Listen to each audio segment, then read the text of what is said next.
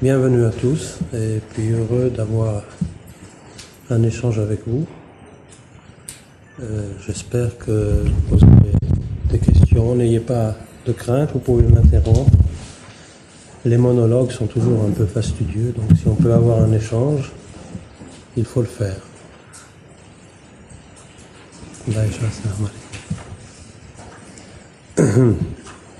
Puisqu'on va parler d'une chose vivante, qui est le Coran al-Karim,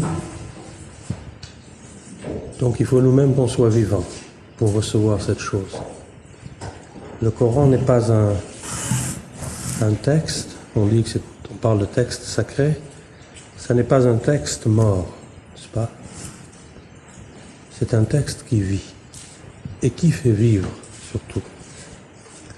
C'est en ce sens que les écritures sacrées ou les écritures saintes d'ailleurs ne sont pas assimilables à d'autres livres ou à d'autres écrits. Je vais quand même suivre un plan pour ne pas me perdre dans des considérations. Parce que c'est un sujet qui est très vaste. Il y a la question évidemment de la descente du Coran, de sa révélation, qui est une question déjà fort complexe. Il y a les questions qui touchent à ce qu'on appelle Mu'jizatul Coran, par exemple, c'est-à-dire au miracle coranique. Il y a des questions plus matérielles, comme la question de la recension des sourates, de leur agencement. Il y a la question des sciences coraniques qui sont fort nombreuses. La question du tafsir qui est liée à celle-ci, c'est-à-dire des commentaires et des exégèses coraniques. Il y a aussi la question évidemment éminemment importante du lien entre le prophète Mohammed sallallahu alayhi wa sallam et le texte divin, la parole coranique. Et puis beaucoup d'autres questions. Mais ce qui est important à mon point de vue, c'est de commencer, parce que ça c'est une question qui me semble actuelle, comme d'ailleurs l'indiquait un peu l'intitulé de la conférence, sur l'approche du texte. Et l'approche du texte veut dire aussi le fait d'examiner, c'est ce qui serait souhaitable, le discours divin. Ça, on en parlera un petit peu. Et c'est surtout sous ce rapport-là qu'il me semble qu'il faut placer cette conférence. Il ne s'agit pas, effectivement, d'un discours, puisqu'il s'agit du Coran qui est parole divine. La parole divine, Dieu est appelé lui-même Mutakallim. Et cette parole divine, donc, comme je le disais, a été, on va commencer par ce sujet, l'objet d'un débat quant à savoir si elle était créée ou incréée. Et donc si le Coran en tant que récitation, puisque c'est son sens, qui vient du verbe qara, réciter, lire, il y a d'autres possibilités, d'autres étymologies. On fait quelquefois référence à une racine qui vient de l'araméen. Mais si cette récitation, précisément, est créée ou non créée. Et il y a eu un débat dans le 3e et 4e siècle qui a abouti à un consensus sur le fait qu'il fallait considérer ce qu'on appelle Al-Qur'an comme quelque chose d'incréé. Incréé. Ghayr makhlouq. C'est-à-dire quelque chose qui n'est pas créé. S'il y a eu des partisans pour dire que le Coran a été créé, cette opinion a été discutée, puis finalement marginalisée. Et finalement, elle s'est, en quelque sorte, elle est passée aux oubliettes, dirais-je. C'est une chose importante. La deuxième chose, concernant l'approche du Coran, c'est la multitude même de ces noms. Et le fait qu'on parle aussi, on va voir d'ailleurs quelques versets, si on a le temps, le fait aussi qu'on parle de kitab. Al-Kitab, c'est-à-dire le livre, mais dont le sens premier ne désigne pas forcément un livre tel qu'on le pense aujourd'hui. Al-Kitab, c'est aussi la prescription. Il est dit par exemple dans le Coran, Kataba nafsihi, Kataba Rahman ala nafsi ar-Rahma, pardon, excusez-moi. Il a prescrit, ou il a pour lui-même, nafsihi, c'est Dieu qui parle lui-même, la miséricorde. Il s'est prescrit la miséricorde. À l'égard, évidemment, des créatures et des êtres créés.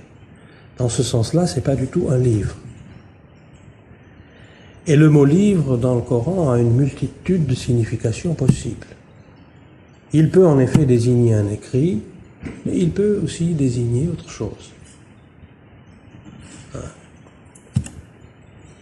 Et si l'on pense par exemple à l'Injil, à l'Évangile, rien ne prouve, d'une part ce terme est un mot qui n'a pas d'origine coranique, et d'autre part rien ne prouve que l'Injil dont parle la révélation coranique correspond aux évangiles, par exemple, des chrétiens. D'ailleurs le mot Injil est un singulier, non pas un pluriel. Donc le mot livre, quand on parle de kitab, ça ne désigne pas forcément un livre tel qu'on l'entend. Et la preuve de ceci, c'est que lorsqu'on prend matériellement la réalité matérielle du Coran, c'est-à-dire la réunion de toutes ces sourates dans un certain nombre. Sourates, ce sont les chapitres du Coran, il y en a 114. La réunion de ces sourates sous une forme écrite, sous un livre, sous forme de livre, s'appelle Mus'haf, c'est-à-dire Mus'haf, l'idée qu'on réunit ce que les anciens appelaient des souroufs, des feuilles, et non plus le Coran, on parle de Mus'haf à ce moment-là. Ça, c'est une chose qu'il ne faut jamais oublier. Ce Mus'haf, évidemment, qui est lui-même, qui a une sacralité, puisque, je le dis pour que vous le sachiez, c'est-à-dire il faut le toucher, on doit le toucher dans l'état de purification légale, en principe. Sauf si il s'agit d'une partie de ce Mus'haf, une petite partie, il est divisé par exemple en cahiers, ce qu'on appelle des hazab, des parties, et là on peut toucher une partie, surtout s'il s'agit d'études, c'est-à-dire d'étudier le Coran du point de vue de son texte, de sa grammaire, d'un ensemble de choses, est une chose différente que de ce qu'on appelle la lecture.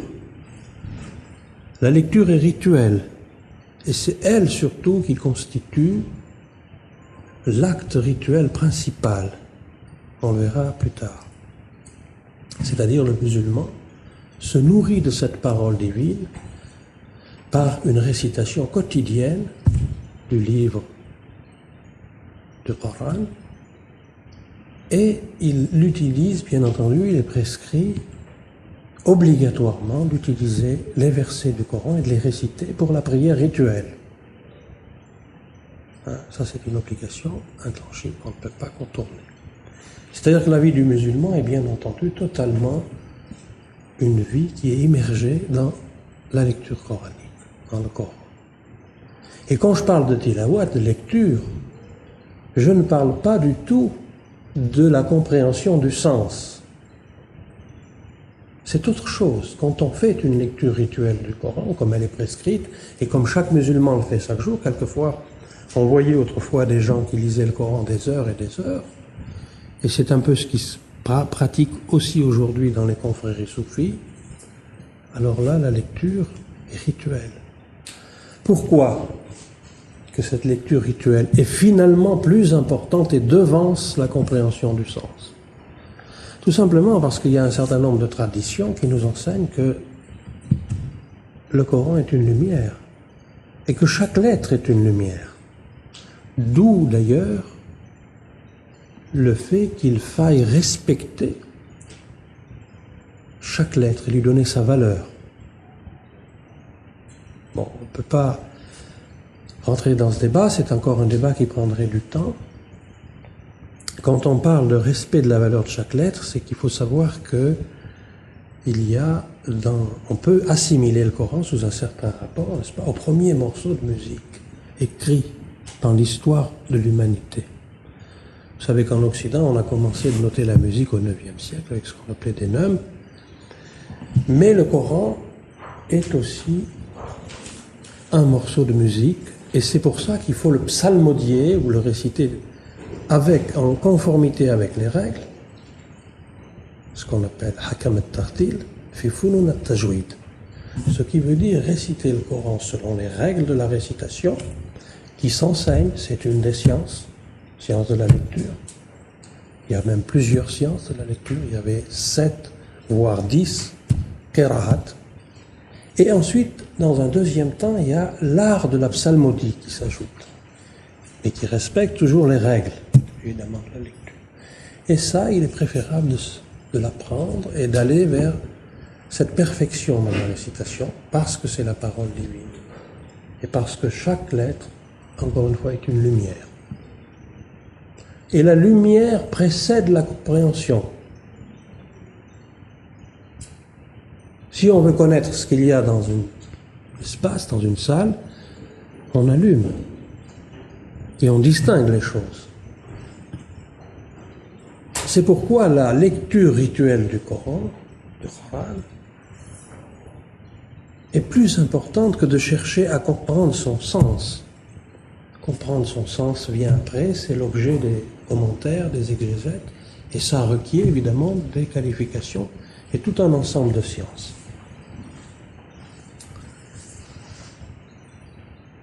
Et c'est pour ça aussi, il faut ajouter cela,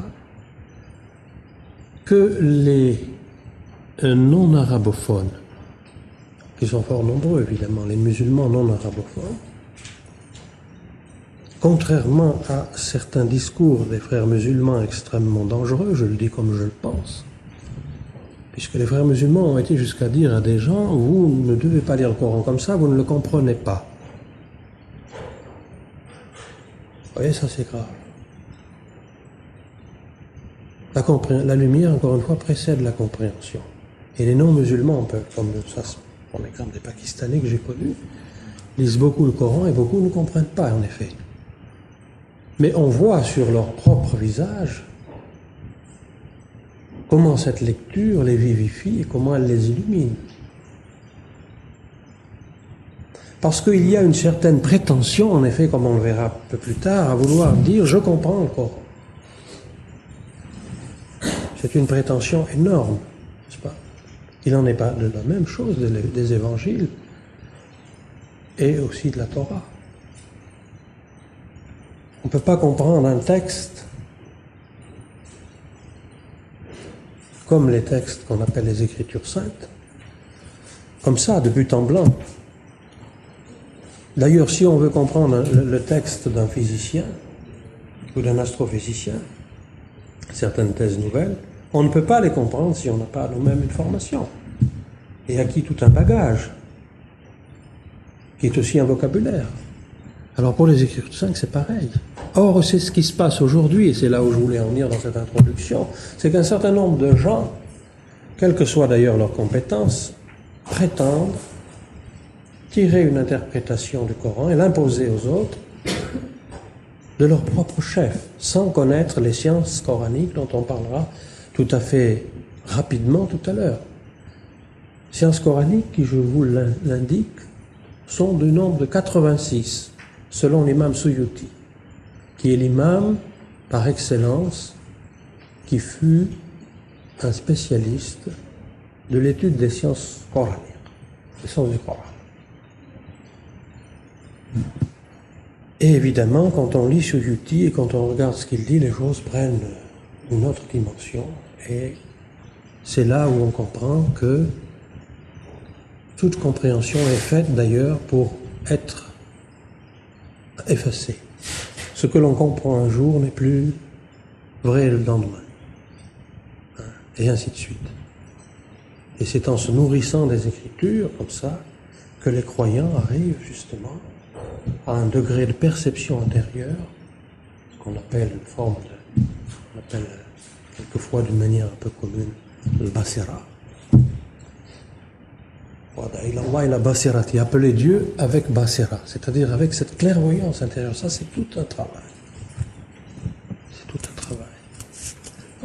Là, on sort du domaine coranique, on rentre dans un autre domaine. Mais ce que je veux dire par rapport à la situation actuelle, c'est précisément le fait qu'un certain nombre de gens qui n'ont aucune autorité, aucune compétence, interprètent le livre. Un philosophe, par exemple, qui lui n'est pas du côté de l'islam, mais du côté occidental, en trois mots, détruit Torah, Injil et Coran. Il met trois mots. Il méprise les milliers de siècles d'exégèse, les savants, les saints, les théologiens. Tout ça lui importe peu. En trois mots, il dit que tout ça, c'est simplement quelque chose qui a plongé l'homme dans l'obscurité, dans le désordre. C'est grave, à notre époque, de rencontrer de telles situations. Ce philosophe vient de sortir un livre. C'est d'une gravité extrême, c'est un monstre. Vous pouvez être sûr que si vous donnez une parcelle de pouvoir à un homme comme ça sera un dictateur, pas autre chose. Là, je parle un peu sous l'effet de la colère, pas autre chose. Et il y a combien de gens comme ça, quelles que soient leurs opinions, quel que soit du côté où ils sont, qui, lorsqu'ils parlent, quelquefois séduisent les foules par le simplisme même de leurs arguments, par quelquefois la haine même qui se cache sous ces arguments. Beaucoup d'hommes comme ça, qui même s'ils séduisent, n'en restent pas moins très dangereux. Évidemment, l'intégrisme, puisqu'on parle de l'époque actuelle, se nourrit de cette veine, bien évidemment. On est un peu sorti du sujet, je m'excuse. Je vais revenir à la descente du Coran. Quand même en précisant une chose au départ,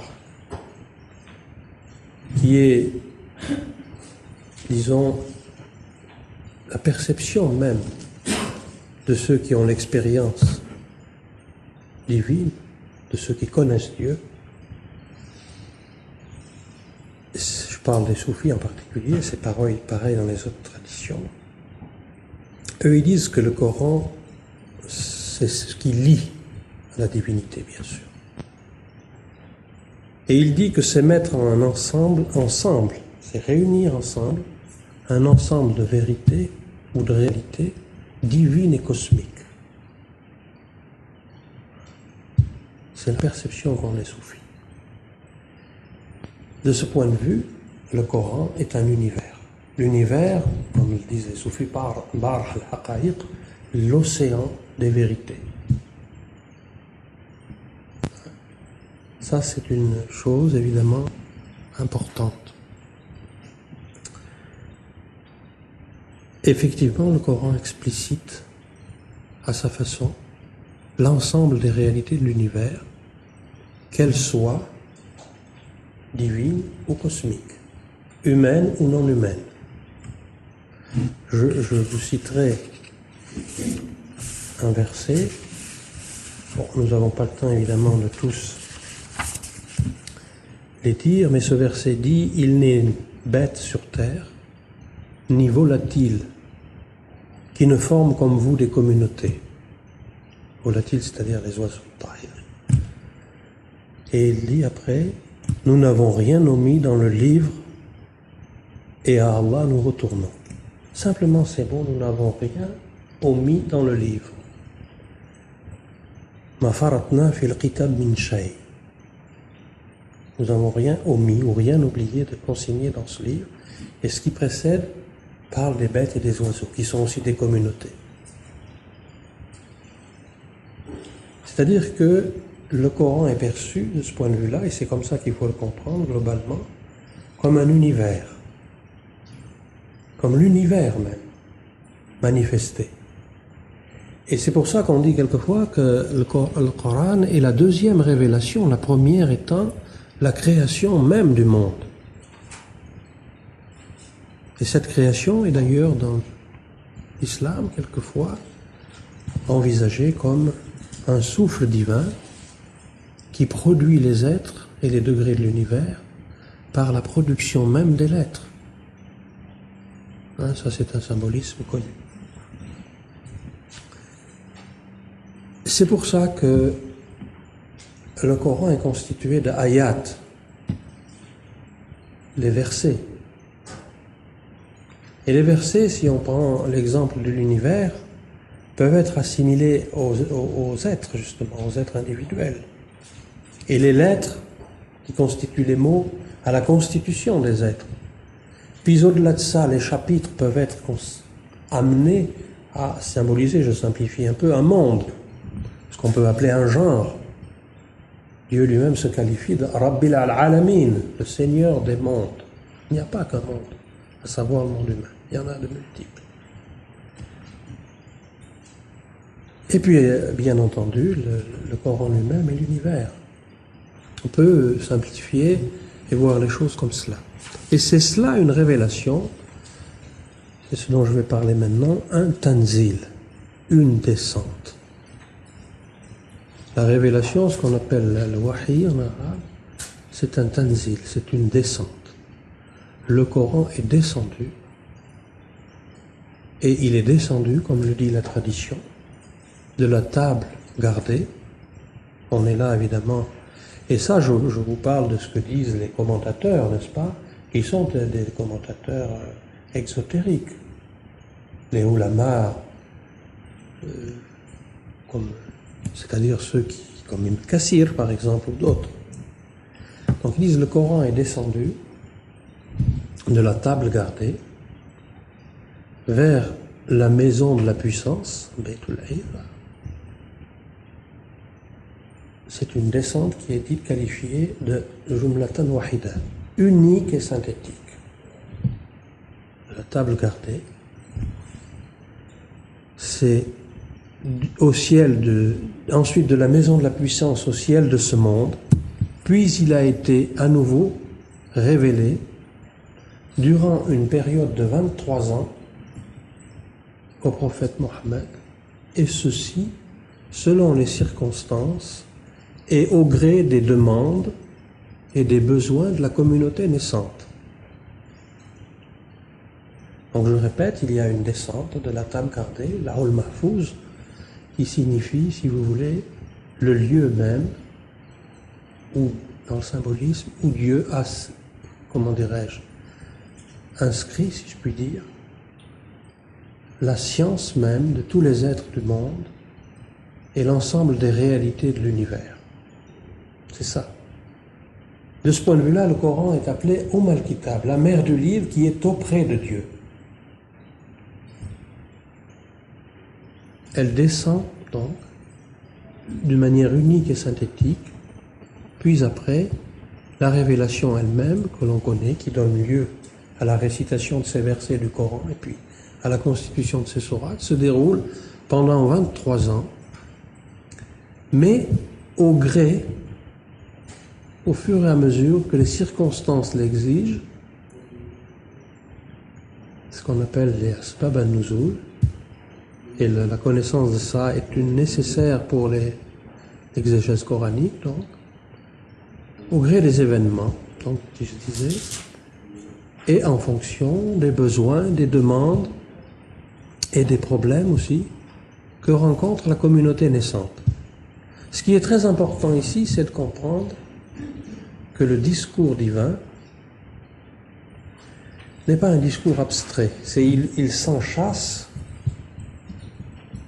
dans la réalité humaine, parce que Dieu parle par l'intermédiaire du saint prophète à un homme,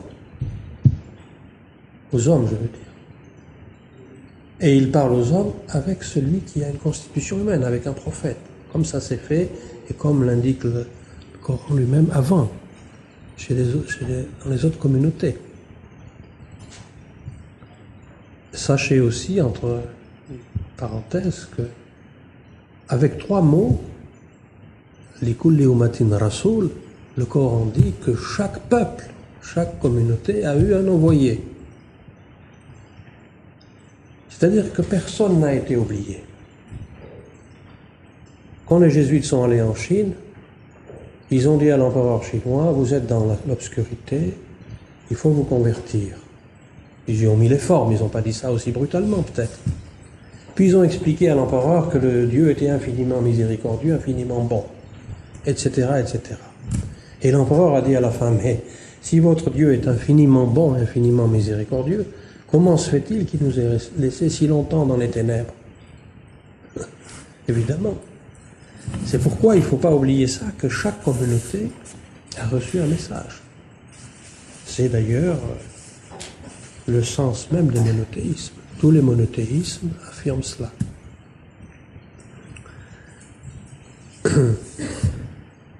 Donc voilà ce qu'est le Tanzil. Dans le Coran, il y a ce Tanzil, c'est quelque chose qui revient sans arrêt. Il y a plus de 300 occurrences qui dérivent du verbe nazala, descendre. C'est vraiment le terme qui revient sans cesse et qui explique, divers versets en témoignent, la richesse même de cette descente. Ça, c'est encore une chose, évidemment, qu'on ne peut qu'effleurer. Évidemment, dans ce que disent les commentateurs exotériques, descendre du Coran de la table gardée à la maison de la gloire au premier ciel, puis communication au prophète pendant 23 ans, descente unique, je le rappelle, au départ. On ne perçoit pas là une chose qui est le rôle du médiateur, l'ange Gabriel, Jibril. Vous savez que les révélations prophétiques, la révélation, tout comme d'ailleurs chez les Hébreux et dans l'Ancien Testament, il y a l'ange de la face, ou le médiateur, Jibril, qui est celui qui communique le message. Et la première révélation qui a été donnée au prophète, celle qui est le cataclysme absolu, c'est précisément lorsque l'envoyé d'Allah, sallallahu alayhi wa sallam, voit l'ange dans les horizons. Il ne voit que l'ange est descendu, l'ange Gabriel, et il lui bouge tous les horizons. Et il lui communique les premières révélations, à savoir la fameuse sourate qui commence par Iqra. Récite. Il y a toute une histoire, vous savez qu'il ne sait pas lire.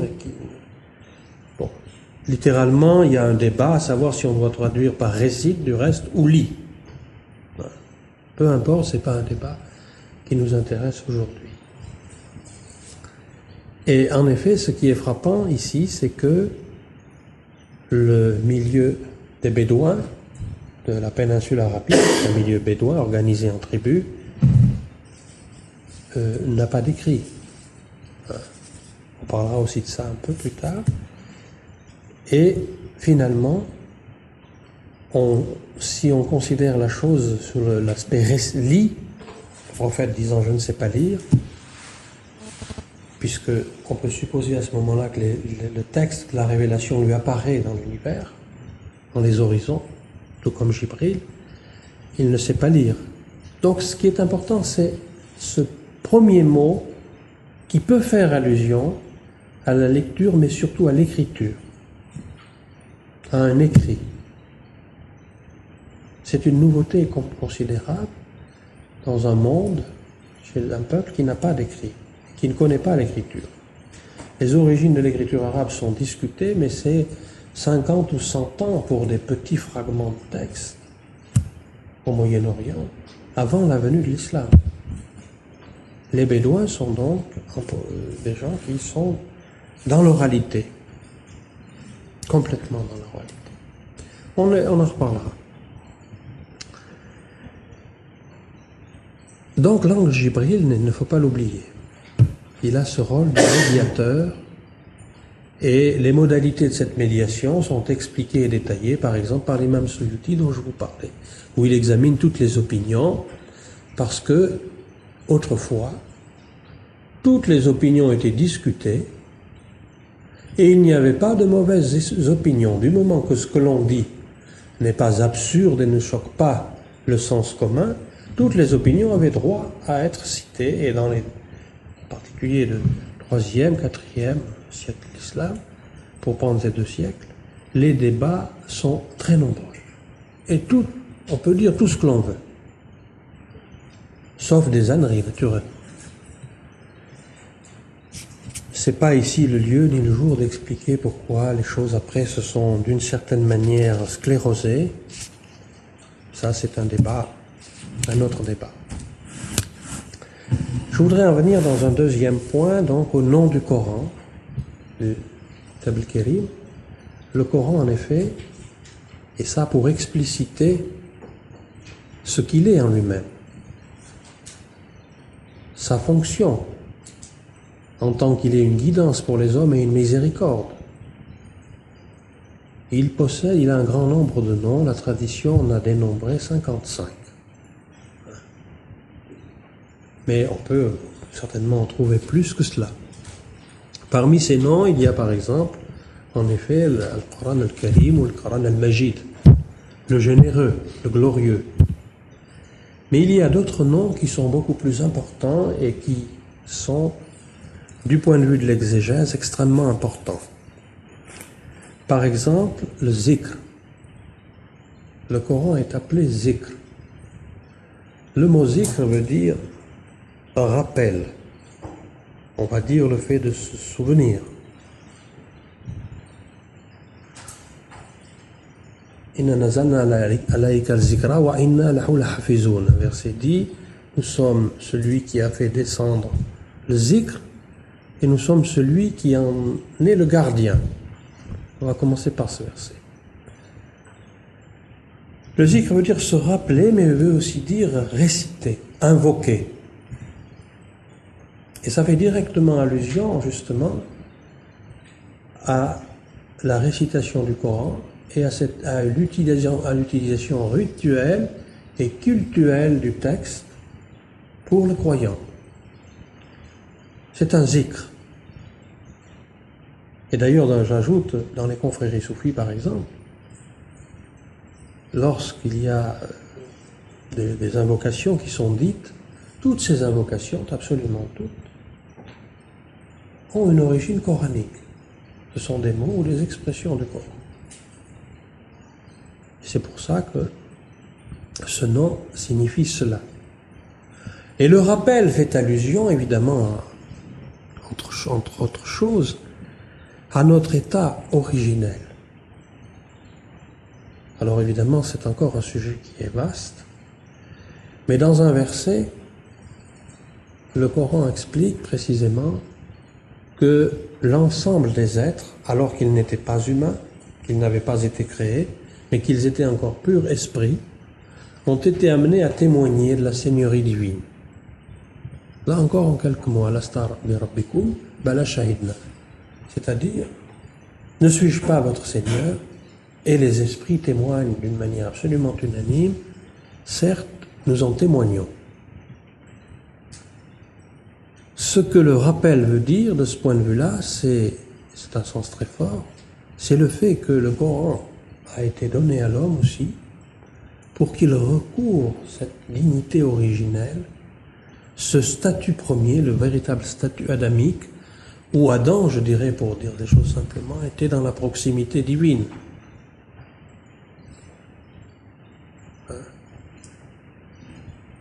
D'où l'idée que le Coran est appelé aussi Al-Huda, la guidée, et qu'il est donc pour les hommes une miséricorde. Un autre de ces noms, je voudrais dire un mot, c'est Al-Furqan.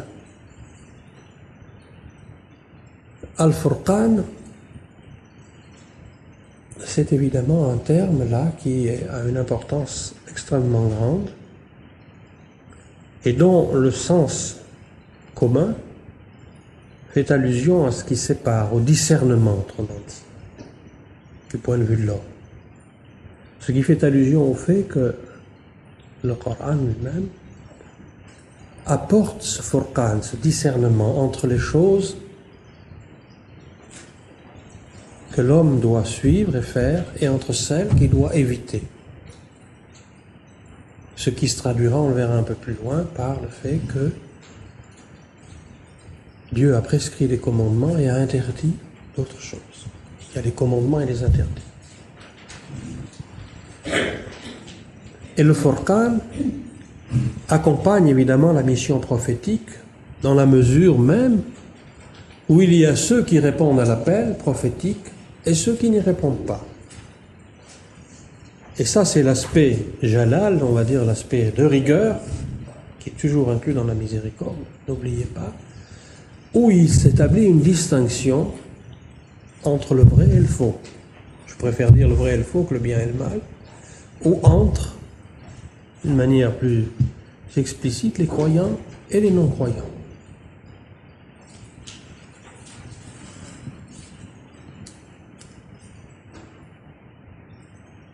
Donc le mot Furqan, c'est ça. L'idée est venue, l'idée même du livre qui est venue et qui a montré le chemin, ce qu'on appelle la voie droite.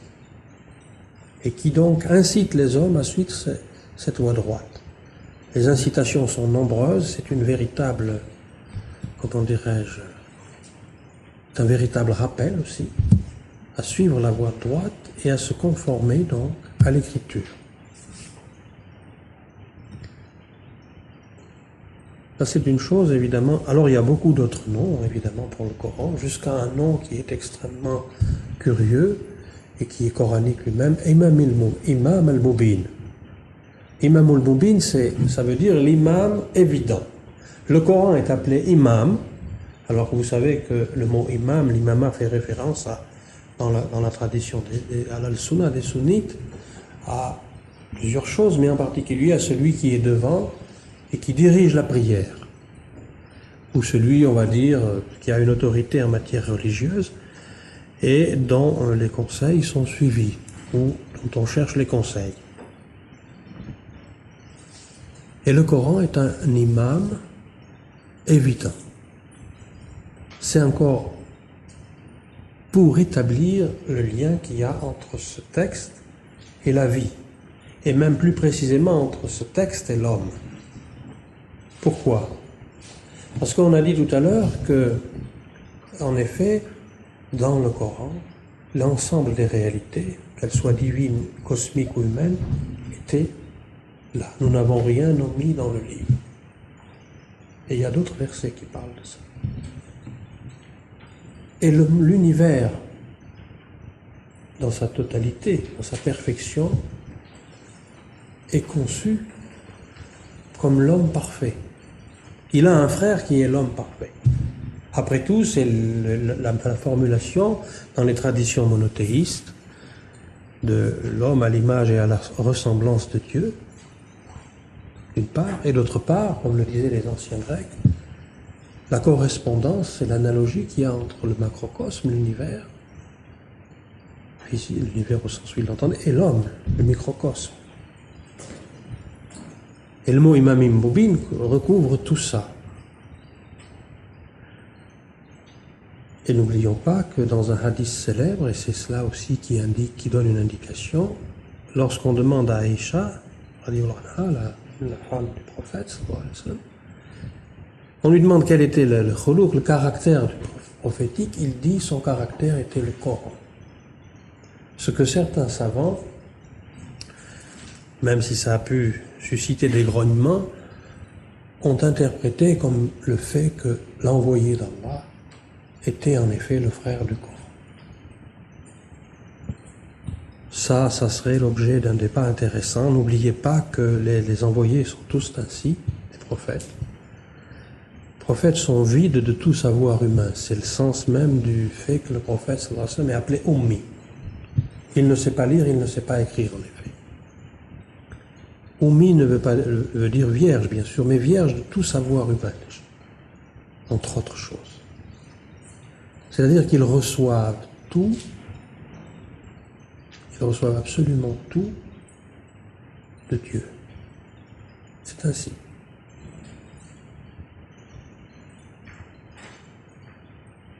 C'est ça, cette qualité. Et par conséquent, il n'acquiert rien du côté des hommes. Ceci pour qu'il soit de pur réceptacle par rapport à la parole divine. Pour que cette parole divine ne risque pas, lorsqu'il la reçoit, d'être entachée de ce qui pourrait être, comme chez le commun des hommes, les préjugés, les idées préconçues et même les passions. Et c'est pourquoi il faut comprendre la révélation, quand elle est donnée à un envoyé, comme un cataclysme qui détruit tout, l'intériorité même de l'être, c'est-à-dire de l'être prophétique. Il y a des événements nombreux qui préfigurent ce cataclysme. Et c'est pour ça que le prophète, devant ce cataclysme, était absolument désemparé. Il ne savait pas, est-ce que c'est l'ange qui parle, est-ce que c'est la parole divine ou est-ce que c'est le démon? Ce doute existait, parce qu'il est aussi humain malgré tout. Une simple anecdote, lorsque des révélations venaient, il voyait des anges, et en particulier quelquefois l'ange Gabriel, mais pas toujours. La révélation pouvait être annoncée aussi par le son de la cloche, ce qui lui était très pénible, et ce que les compagnons qui étaient autour de lui percevaient. Son poids augmentait, des phénomènes qui ne sont pas naturels. Mais j'en reviens à la question du doute au début. Ayant fait part à son épouse, il avait une seule épouse, Khadija, à cette époque, de ses doutes, alors qu'elle était convaincue qu'il était prophète, tout comme l'était l'oncle de Khadija, qui était un moine nestorien. Il connaissait les signes de la prophétie, il les avait reconnus en Mohammed, sallallahu alayhi wa sallam. Qu'est-ce que lui a suggéré Khadija? Et là, je veux introduire une idée essentielle. C'est que rien ne se passe sans que les humains participent, d'une manière ou d'une autre. C'est comme dans toute la révélation, les révélations ne descendent qu'au gré des événements. N'oubliez jamais ça. Les humains participent, parce qu'ils sont les récipients, ceux qui reçoivent la révélation. Qu'est-ce qu'a suggéré Khadija? Elle lui a dit, nous allons nous isoler et rentrer en intimité. Si tu perçois encore l'ange ou les anges, c'est que ce ne sont pas des anges. Si tu perçois autrement dit quelque chose. Si ce sont des anges, lorsque nous rentrerons en intimité, ils se sauveront, ils partiront. Par contre, si ce sont des démons, ils resteront. C'est comme ça que Khadija lui a proposé de faire pour qu'il soit rassuré à un moment donné. Ça, c'est dans la biographie prophétique. Dès le tout début de la révélation, on voit à quel point les membres de la communauté, tous ceux qui sont autour de lui, jouent un rôle. Le discours divin, je le répète, est enchâssé dans les réalités humaines auxquelles il s'adresse. Ce n'est pas un discours abstrait. Et ça, c'est important pour, évidemment, l'exégèse.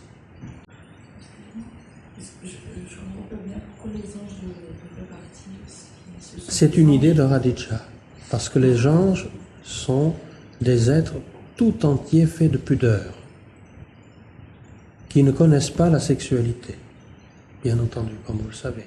Il n'y a pas d'hommes et de femmes chez les anges. Par conséquent, devant, ça c'est une chose connue, même dans toutes les civilisations, on va dire, lorsque un homme et une femme rentrent en intimité, ces êtres-là, qui sont des êtres de lumière, quittent les lieux, si je puis dire. Les démons, non. Voilà, enfin, c'est une réponse un peu simplifiée, mais c'est un élément de réponse, si vous voulez. Oh, j'ai perdu le fil, du coup. Ça va revenir.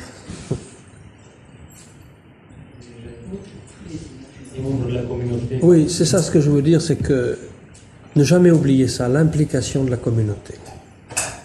Ça, c'est important pour l'exégèse, et c'est la raison pour laquelle il faut s'intéresser aux circonstances de la révélation, comme on le verra plus tard. Donc voilà, en concernant les noms du Coran, il y en a 55, il y en a beaucoup d'autres. Je ne sais pas si j'avais préparé les versets.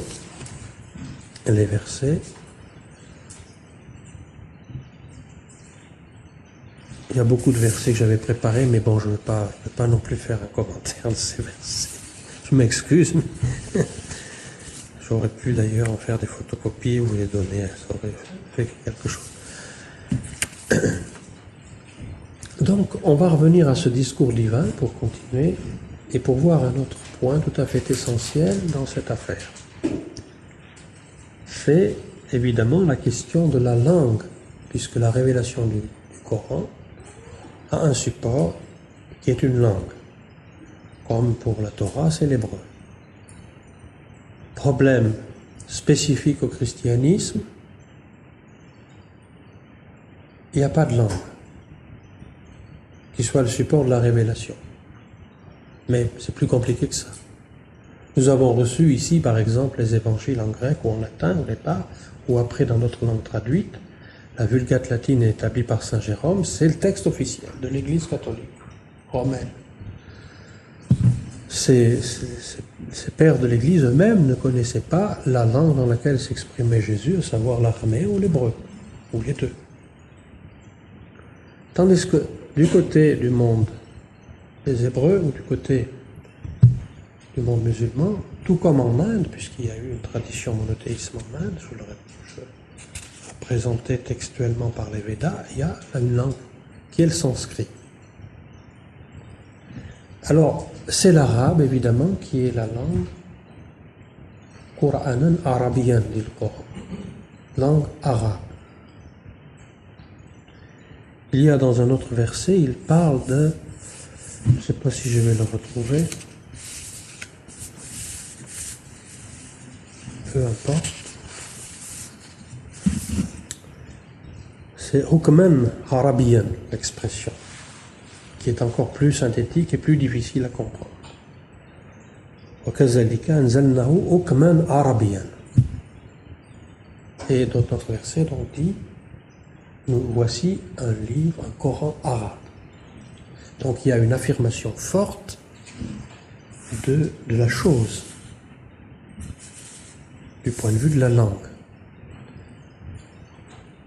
Et ça touche à une autre question dans la révélation coranique, qui est extrêmement importante et qui est l'œuvre aussi de beaucoup de littérature. C'est ce qu'on appelle l'idée du Mu'jizatul Qur'an, le miracle coranique.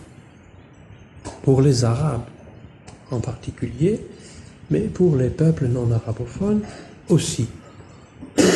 Alors 2 ou 3 mots sur la langue arabe, n'est-ce pas? D'abord, il faut toujours tenir compte, après ce que je viens de vous dire, du milieu dans lequel la révélation descend.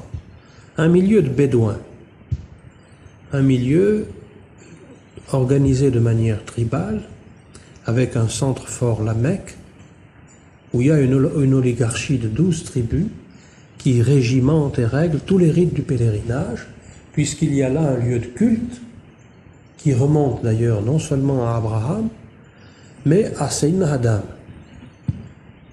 Bon, ça on n'a pas le temps de parler de ça, c'est encore un sujet vaste. Dans cet lieu de culte, la Kaaba, il y avait un certain nombre d'idoles.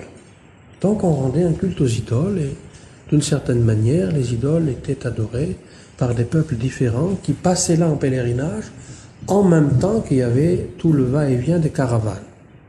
Entre le sud, c'est-à-dire la région du Yémen, en relation notamment avec des pays comme l'Inde et la Syrie, et vice-versa. De nombreuses caravanes, un commerce très lucratif, et une oligarchie mécoise qui, comme c'est le cas un peu aujourd'hui, bénéficie de ce commerce et qui est donc très attaché au lieu, à la Mecque et à la Kaaba, puisque non seulement c'est pour eux évidemment un culte dans lequel ils croient, dans certaines idoles, mais c'est aussi leur gagne-pain. Et c'est à partir de cela qu'ils sont eux-mêmes organisés en tribus. Et la révélation arrive et détruit tout. Cataclysme, tout à l'heure je l'ai dit, à l'intérieur même du corps de l'être prophétique. Ah, j'ai fait un oubli. Le Coran, quand je parle de Coran qui est descendu, n'est-ce pas, et qui est après révélé par la parole, par le prophète, ce Coran est descendu aussi dans le corps du prophète. Ça, c'est un aspect complémentaire que je n'ai pas dit. Nous avons fait descendre sur toi, à toi. Ça, c'est important. Donc, cataclysme dans le corps du couple, mais cataclysme à l'extérieur, parce que, évidemment, quand les premiers messages coraniques arrivent, les Mécois comprennent tout de suite que c'est la destruction de l'ordre qui subsiste. On retourne à l'unicité abrahamique, à l'unité divine, et puis le démantèlement des tribus aussi. Si je résume et je simplifie. Donc il y a une hostilité, une opposition très forte. Néanmoins, ce que je veux dire par rapport à l'idée même du miracle coranique, il y a une chose qui est essentielle, c'est la langue. La valeur première chez ces Bédouins, c'est la langue, qui est orale. Ça, on le sait. Ils ont un niveau en langue inimaginable dans leur propre langue. Ils ne peuvent pas se tromper. Ils organisent d'ailleurs, vous savez que ça c'est une chose connue, des sortes de concours ou de joutes dans laquelle les personnalités de chaque tribu viennent déclamer des poèmes, et c'est l'objet évidemment c'est une culture, et c'est une valeur essentielle. Et si on regarde la poésie pré-islamique, arabe, par exemple ce qu'on appelle les mots halaqat, c'est absolument incompréhensible, même pour un arabophone moyen. Je vous le dis, j'en ai fait l'expérience, c'est d'un niveau dans la langue inimaginable. Langue orale, bien sûr. Donc, la langue est l'aspect sous lequel le miracle coranique s'impose. Tout comme à l'époque de Sayyidina Moussa, Moïse est venu et il a confondu les magiciens du Pharaon, parce que c'était, disons, la chose absolument spectaculaire. Ces magiciens avaient une puissance inouïe et il fallait la puissance et la lumière prophétique pour les vaincre. De même que pour convaincre les Arabes, puisque certains ont été immédiatement convaincus par le message coranique, il fallait que la langue ait un degré extraordinaire. Et d'ailleurs, deux versets, il y a trois, mais deux versets du Coran en particulier jettent ce défi, c'est-à-dire ils disent aux hommes de se réunir et de faire appel à leur divinité et d'essayer de composer une sourate comme celle-ci. Dans un autre défi, Dieu dit, si tous les djinns et si tous les hommes se réunissaient, ils ne pourraient pas produire une portion de sourate comme celle-ci.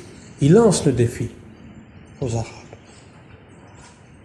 Parce que la langue est leur valeur première, essentielle, c'est ce qu'ils connaissent le mieux, c'est ce qui les lie d'une certaine manière aussi.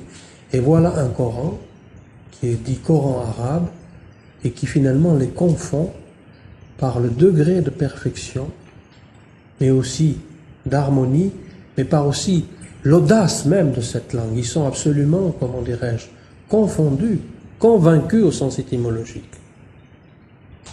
Ceux qui ne le sont pas, c'est parce qu'ils pensent à leurs intérêts, aux affaires qu'ils vont perdre, etc.